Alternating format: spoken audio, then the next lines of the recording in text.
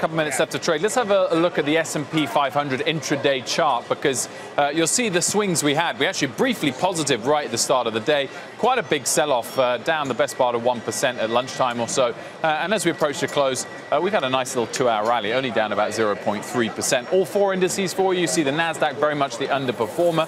But again, the Nasdaq was down more than 1% as we approach the close, just down 0.8%. The Dow, in fact, now positive. If we look at the sectors, you will see, of course, tech towards the bottom. That's why the Nasdaq, of course, is underperformed today. It's not the worst sector, though. Energy is down significantly, almost 2%.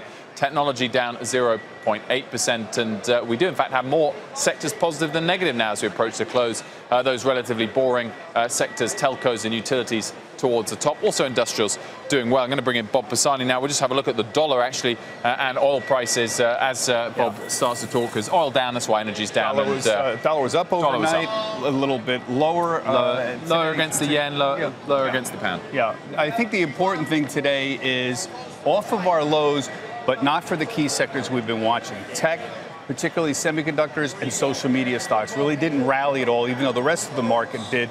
Great story on CNBC.com. My colleague Patty Dom talking about tech stock sell-off could be the beginning if we continue to have the trade war with China, and if that worsens. It's on CNBC.com. You look at the semiconductors, really weak day. We had some conference going on with the Citigroup technology conference, the KLA 10-core CEO spoke, talking about a bit weaker of a quarter. Micron also spoke at the Citigroup conference. You see there, KLA 10-core, look at that. That's a new low for KLA 10-core, as I recall. Social media also didn't really bounce again today. Twitter down another 5% or so. Big declines in the last couple of days overall.